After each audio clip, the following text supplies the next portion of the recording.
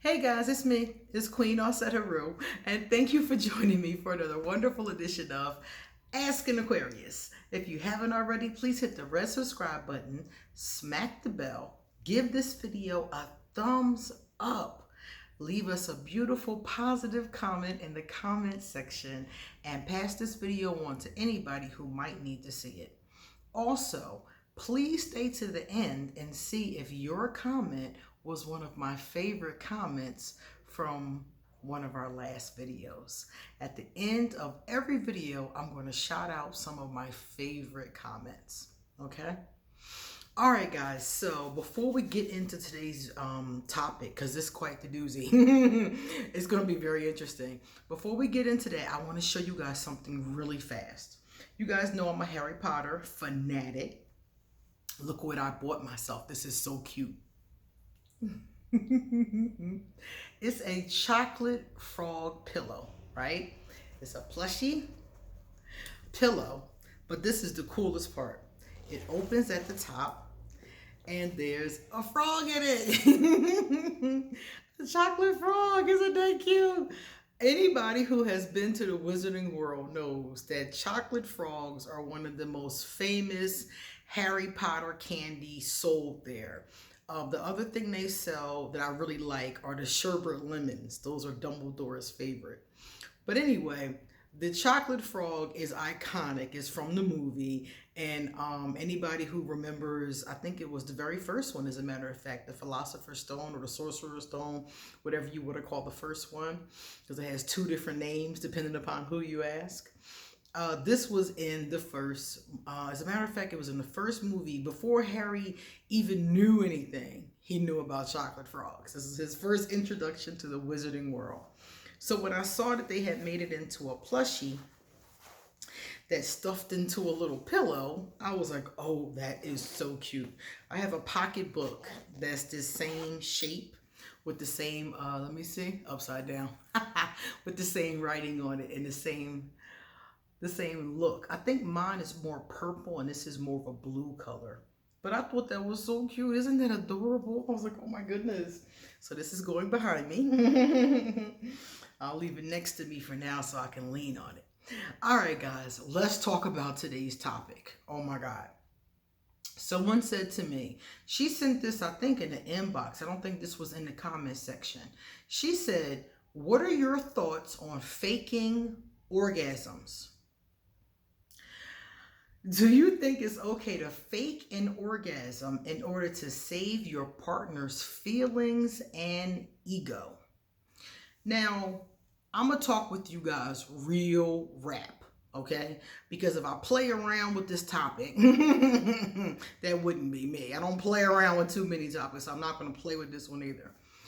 The two things that generally break up a couple the most frequently, according to statistics, is sex and money.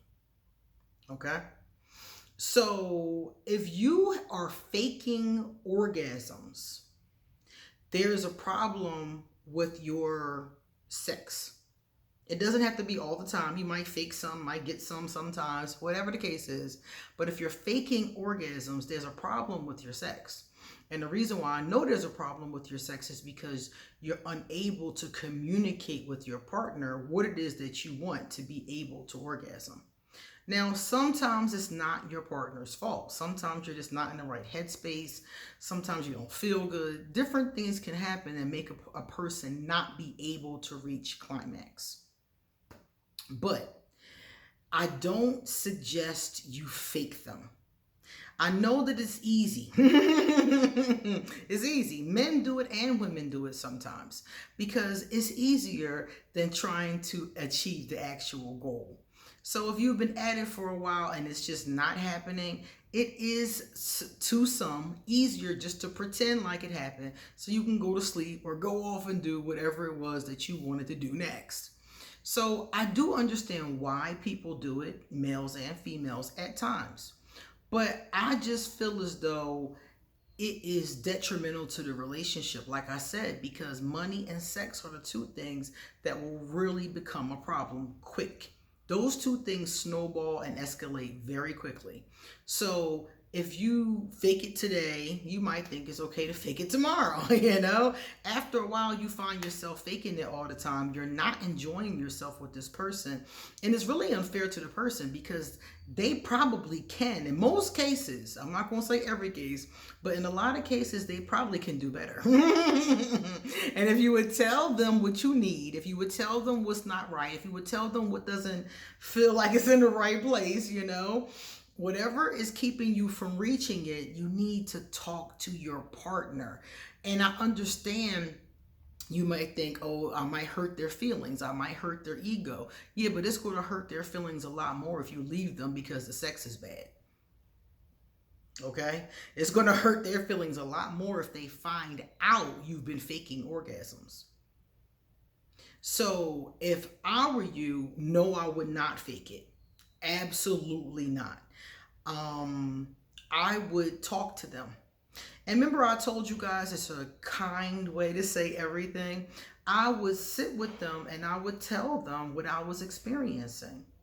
And we would then discuss what the problem is. Is it my mood? Is it how I'm feeling? Is it with the technique? Is it the scenery? Is it the mattress? You know, what is it that's stopping it? Is it that I need more stimulation or I need toys or another person? Or what is it? What is it that is not getting me there? We need to openly and honestly have that conversation. And if you can't have these types of conversations with your lover, that should not be your lover. I have never had a problem discussing likes and dislikes in sex with my partner. And if I did have a problem with that, that person did not stay my partner. Because I do remember one time I had an issue. I was with an Aquarius, as a matter of fact, and she was very rigid. A lot of Aquarius, many Aquarius are not rigid. That's like not what I would call us. But there are some of us in certain ways, and I guess I can see that in other ways, but most Aquarius aren't sexually rigid, I should say. Most of us are more open-minded and that kind of thing. But this person wasn't like that. You know, I guess something else was going on in her chart. And she wasn't like that. She was very closed when it came to sex. She really didn't even enjoy it that much. I don't know. I know there was some kind of trauma, and it might have been other things as well. Because I know she mentioned abuse, and she mentioned having to sleep, you know, with different men that she didn't want to be bothered with, quite frankly, you know, for survival. Her mother put her out when she was like 13 years old. So, you know, the gentlemen that she got into relationships with were simply to have someplace to stay. So I think that that's what played into, you know, I think that energy and the other traumas, I think all of that played into it. And that was not a good sexual relationship. But we talked about it. Like, I didn't pretend. I didn't pretend like it was great. I was like, there's something wrong here. You know, maybe we shouldn't do this until we talk about this. And it ended up that I just didn't want to do it no more. And that's what ended up breaking us up. Because I was just like, I don't want to do this no more. This isn't working for me. So my thing is that if you have a partner, you should absolutely be able to discuss this. Say it in a nice way. Remember what I said about how you say something? Just sit your partner down, because in a lot of cases, they notice you're having a harder time, or they notice that you're not getting there. People notice that. They might let it go, but they notice it. So sit them down and just tell them, like, even after it just happened, or maybe when you guys are relaxing and watching TV, and say, hey, I really want to talk to you about something. And just tell them, you know, I'm having a really hard time orgasming when we're together. And if this is a new problem and never happened before, or whatever the circumstances are around it, you just got together and maybe they don't know your body that well. Because I know for me, it takes me a while to learn a woman's body, because every woman's body is different. What she likes is different, how she likes it, the amount of pressure, where, they're all different. There are certain things that all women, not all women, but there are certain things that my women have responded to, like kind of universally, such as kissing. Most women respond really well to kissing. But there's other nuances, and it takes me a couple of encounters sometimes because I'm kind of like absent-minded because I'm so into me. I'm like, I'm so into my own stimulus sometimes that it does take me a while to really realize what she likes. And the more verbal and vocal she is about it, the easier it is for us to make that connection. So some people is like that. And then in some cases I've been with somebody and we instantly just knew, like we just like, we just kind of telepathically knew how to touch each other. So different things happen in different situations, but if there's an issue, you absolutely should not fake it. I don't recommend faking anything in a relationship, really. I mean, I know it's times we pick our battles, we don't argue about every point, and sometimes things are happening and we have to let things wait, and we have to deal with our partner and our communication in a very gentle kind of way. But I don't recommend faking, lying, omitting. I don't recommend any of that, because 9 times out of 10 it's going to come back later to bite you in the behind. Almost every time I faked something or lied about something or covered something up, it came back to bite me in the ass. So I'm just like, I'm just going to do it up front. So find a nice way to have the conversation and have it. And 9 times out of 10, whenever I've had a problem that was similar to this, because I have experienced this a few times, very few, but whenever I had an issue like this, the other person was more than eager to work that out. So most times you'll get what you want as long as you ask for it. Okay? All right. Now, I'm going to tell you guys my favorite comments. The first one is from Christine Vandenbrink. Christine is always talking with me in the comments section. Me and Christine talk all the time.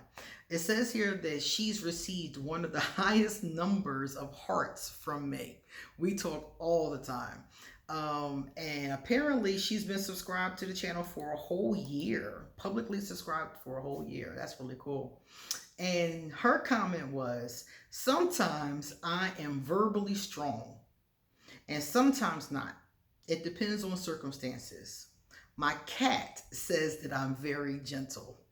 Christine has this cat and she just adores her cat. And we're always talking about her and this cat. So I thought that was the cutest comment. So Christine, love to you and your cat. And the second one is from Carlin Moodley. This person publicly subscribed to me 1 day ago. Isn't that cool? And Carlin said, let me see. Oh my God, I am literally in awe. Like I can relate to everything you saying. I also lay in bed wondering if I'm the only person that feels this way. And I ask myself, why am I so weird? Laugh out loud. I am a fan. Yay. Sending love all the way from South Africa. So I send love right back to South Africa. My ancestors are from there. Not South Africa, but they're from West Africa. But so what? We're from the continent. What's up? And thank you so much for sending love. Thank you for subscribing. And hang out, because I got a lot more to say. All right, guys, it's time for me to get going. So if you like this video, don't forget to give it a thumbs up. If you want to get a reading, email me, and all of my information to contact me is underneath this video. See you soon. Bye-bye.